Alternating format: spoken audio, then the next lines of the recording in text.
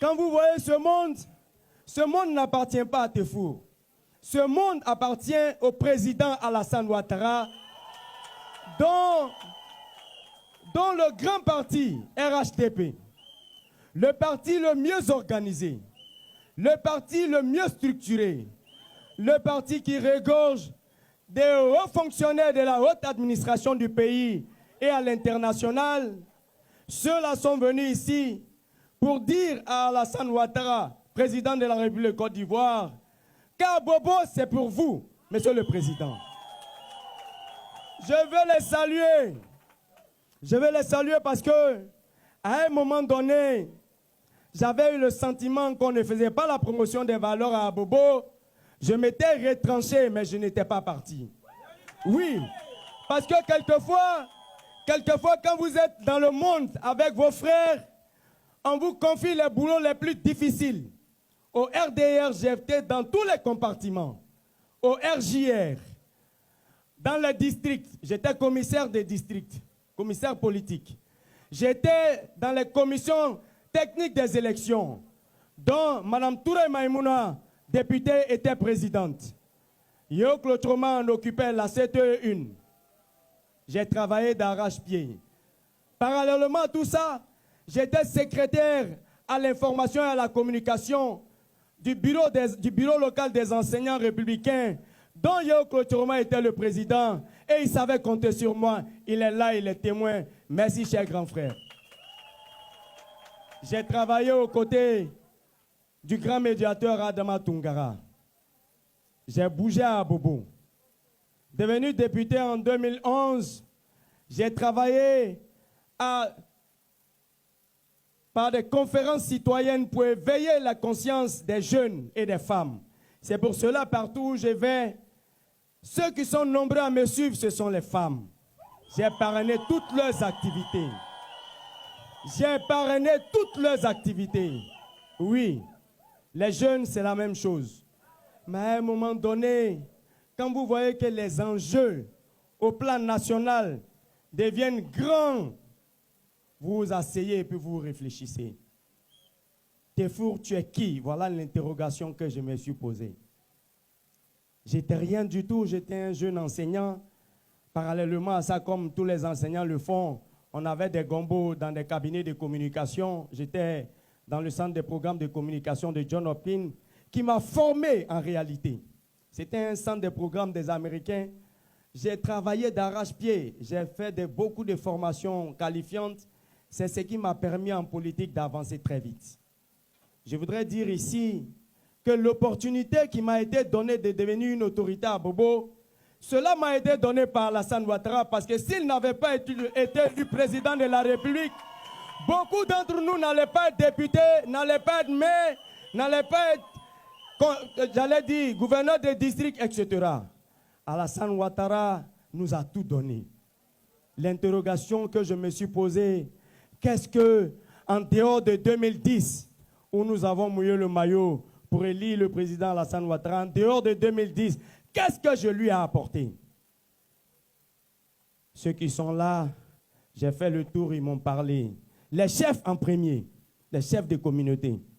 Ils m'ont dit, mon fils, c'est vrai, tu es en train de remuer à Bobo pour qu'on puisse nous regarder. Mais nous, on est obligé de nous cacher pour te soutenir.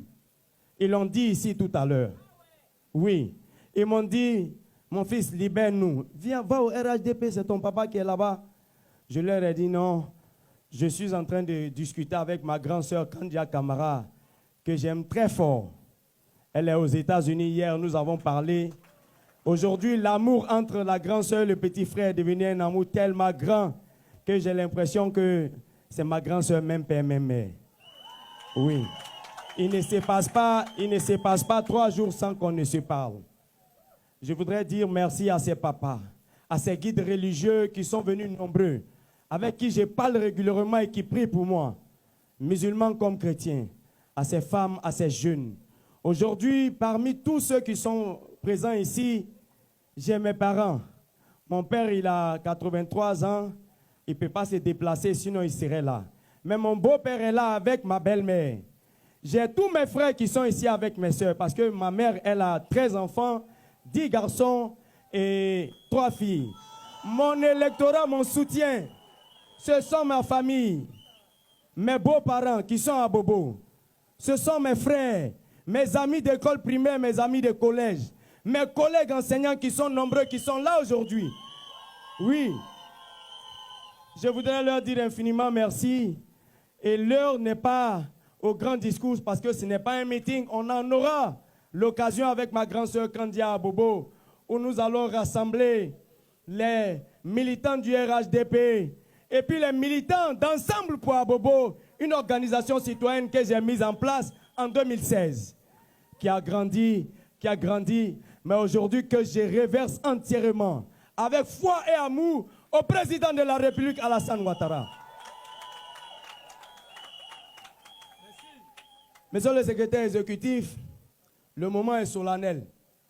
Je voudrais prononcer, pour clore mon intervention, la formule consacrée qui dit, en vertu de tout ce que vous avez vu et entendu, je marque ce 19 mars 2025 mon grand retour dans la grande famille du plus grand parti de Côte d'Ivoire, du parti le plus structuré de Côte d'Ivoire, du parti le plus stylé de Côte d'Ivoire, du parti du président le plus beau de Côte d'Ivoire, son Excellence Alassane Ouattara. Je marque mon retour au RHDP avec tous mes soutiens, avec tous mes parents. Je viens entièrement, en entier. Je viens pas parce que je vais tricher, pas parce que je cherche un poste. Je sais me battre. Si vous ne m'en donnez pas, je vais me battre encore. Oui, parce que ceux qui sont là, ils croient en quelqu'un, ils croient en quelque chose. Quand vous avez un problème dans un village et que vous avez la possibilité de joindre quelqu'un, que vous avez la possibilité d'arriver chez lui à la maison, c'est à celui-là que vous devez confier certaines choses. Et j'en ai parlé avec ma grande sœur.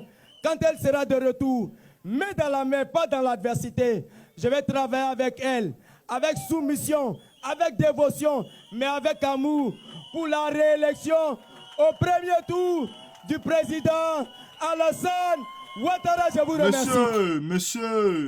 Monsieur Koné Tefou, il faut qu'on précise bien son nom, je me rassure. Monsieur Koné Tefou, un ex-cadre du GPS et certains militants qu'il a pris avec lui se retrouvent aujourd'hui au siège du RHDP, ce mercredi 19 mars 2021 à la rue Les Pics.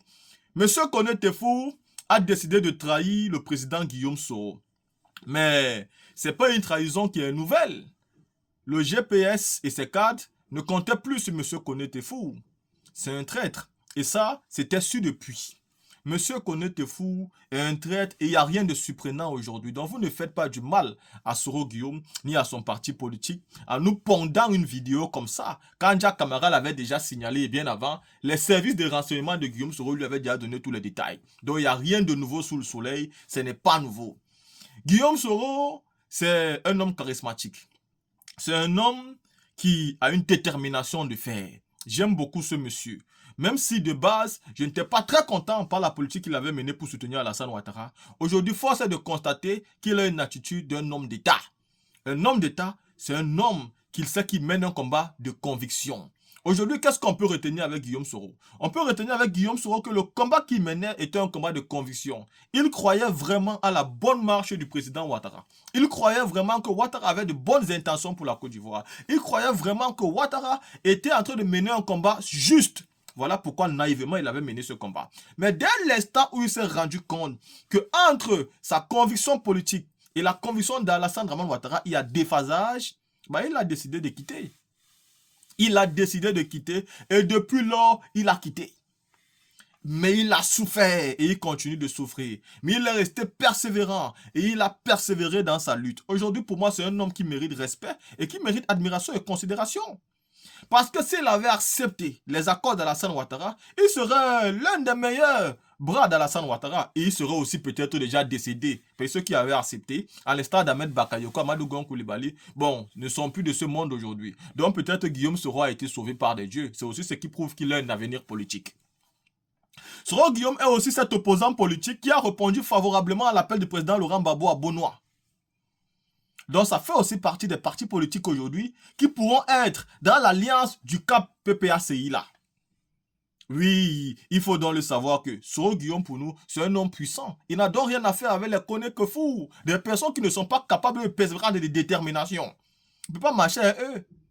La lutte d'un homme politique est toujours parsemée d'embûches. Il y a toujours des obstacles et ce sont les vrais qui vont rester. Mais ta lutte te permettra même de connaître qui sont les vrais et qui sont les faux. Donc dans la marche vers le combat de Soro Guillaume, il est en train de découvrir qui étaient les faux et qui étaient les vrais. La team, je vous laisse ici écouter la sortie de ce monsieur Kone Kefu qui a décidé de trahir Soro Guillaume dans son combat. Mais il sera déçu parce que le RADP va tomber dans 7 mois et il va comprendre qu'il avait mené un combat inutile. La team, écoutons cette vidéo.